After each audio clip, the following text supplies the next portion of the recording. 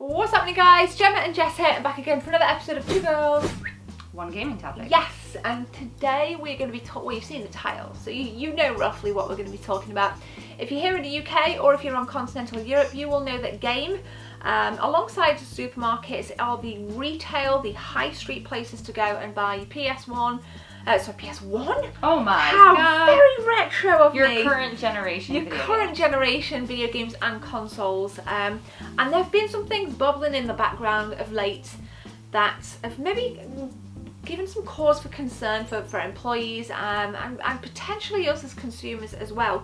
Now, if you're not in the UK and you're not familiar with Game, think along the lines of GameStop, and what I'd like is for some of you guys out in the North American regions to share some of your experiences of shopping at GameStop. I see a lot of people online complaining about Australia, it's EB Games there, I think, right? EB Games in good old Australia. That was awful. That was really bad. Yeah, stop that. That was bad. So yeah, so let us know some of your stuff in the comments. So Jess, what exactly has happened? Because I think you've read an article online about this. I've read a little more than an article, but yeah. Basically, Mike Ashley of Sports Direct has invested, or more like become a big shareholder. So basically, a quarter of the shares are owned by Sports Direct.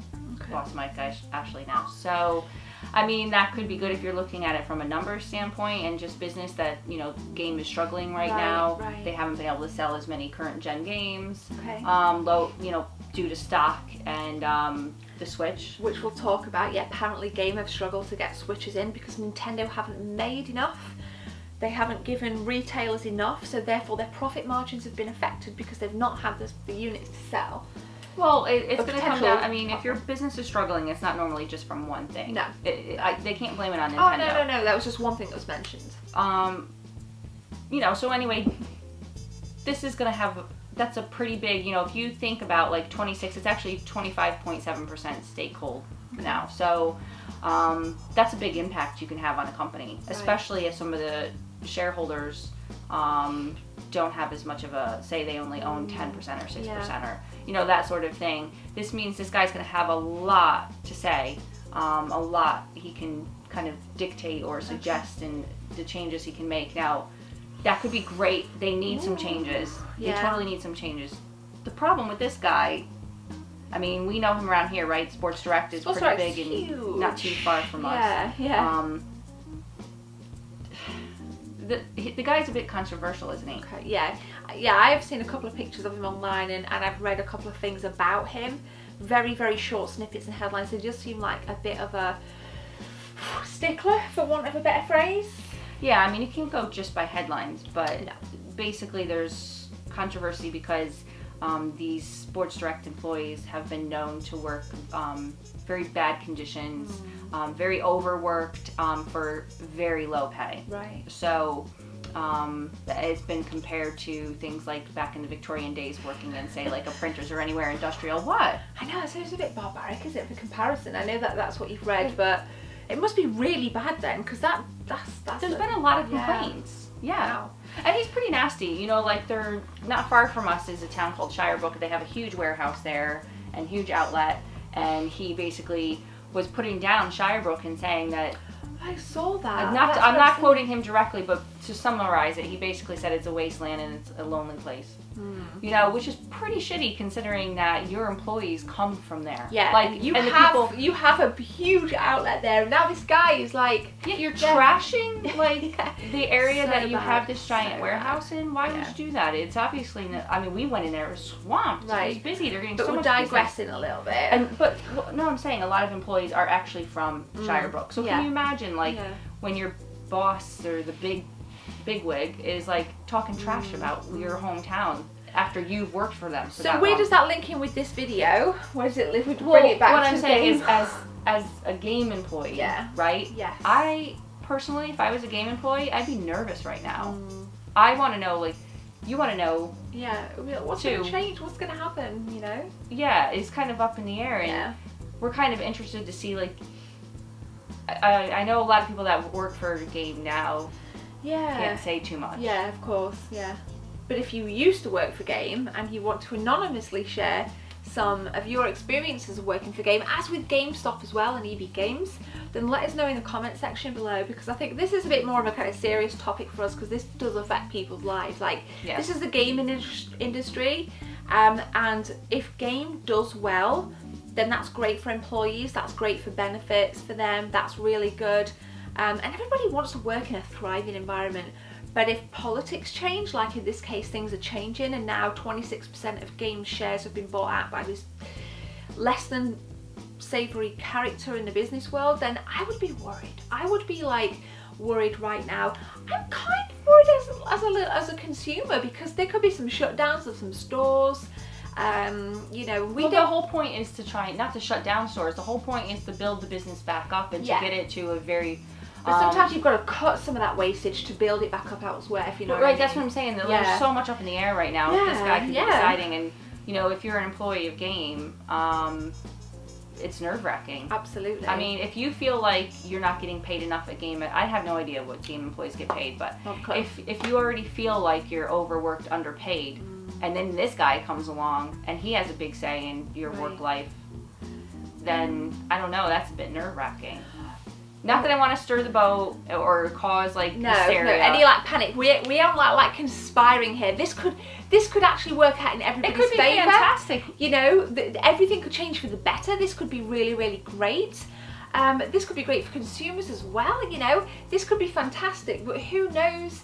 But this is what this topic is about. It's just exploring different sides to, you know, each side of the coin, really, and then obviously getting feedback from yourselves, because you may not have heard of this. I mean, this is not kind of like mainstream news. Have you heard of this? Yeah. Like, okay. Do you know who this guy is? Yeah. Do you think it's a good move? Yeah. Well, I'll link an article in the description if you want to go and check it out and just get a little bit more kind of tidbits of information, really. I mean, the thing is, it kind of makes sense, because a growing side of Games business is on the esports side, and Sports Direct, obviously you can tell by the name, is a sports company. It's kind of like merging them, Is it the second largest or one of the second largest? Biggest retailers in the UK, isn't it? Sports retailers, Direct. Yeah. So you've got the game and esports side, and then you've got the actual sports side, like the football, the hockey. Right, and they play off of each other. Yeah, it could be a very good marriage. Pretty tactical move. Absolutely. Right. But that's the positive side of it. Yeah. I mean, so that's the thing, is like, it'll be interesting to see where this actually goes. Will this be beneficial as a whole? And if it is beneficial to the company, will it also be beneficial to the Game employees? Right. You know? Yeah. And then after that, the consumers. So, you know, it's like, again, let us know if you've heard about this. If you haven't, then let us know what you think about it. And let us know if you've heard of this guy, and smash your comments below. So why is this happening? I think it's important to note that in these articles it's made reference to two things in particular. One is the Nintendo Switch. Like Jess said, you can't blame everything on Nintendo. But apparently there's not been enough Nintendo Switches in circulation, therefore Game haven't had the stock to sell, which does affect future projections. Additionally, another thing that came out in this article was that there haven't been enough AAA releases, which I find kind of astonishing, really. I mean, I feel that there's a bit of a drought now, but I think we've had a decent year so far for AAA titles come through, and we know we've got additional consoles coming, like the Xbox One X. I doubt there'll be a drought in them. Microsoft isn't Nintendo. We know Nintendo. It's not the lack of these being available. It's the lack of these being available in game stores. Right. Like their stock. Yeah, their stock. Because you can go to other retailers and you can go to. Oh no, I know local businesses that have struggled for Switch stock. No. I mean other games too, like say Crash Bandicoot or you know, other titles that are. You can go to more places than Game for sure. And I support a small business. I'd rather buy it from a small business, but. Which we sometimes do. Or independently owned business. Yeah. But the thing is, people are getting disappointed because they're going in, say, like a day one of a release of a game, and they're already sold out. I've had that happen loads recently, like tons and tons and tons. And it's really heartbreaking. And you made a good point last time we were in Game.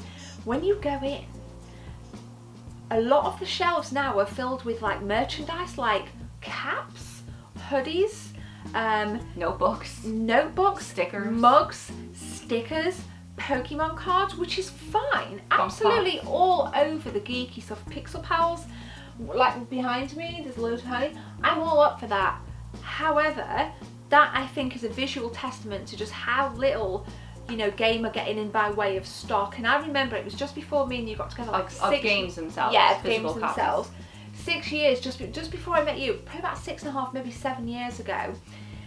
Game were in trouble for not, like, look, they get a load of games on tick, right? So they don't pay for them up front. They'll be billed, they'll be invoiced, and they weren't paying these invoices, and they literally went into liquidation. And that's why I think when GameStation went away, when we used to have GameStation like merged with Game. This was around that time. I don't know the full ins and outs of what happened, but I know they were in a lot of trouble for not paying their suppliers.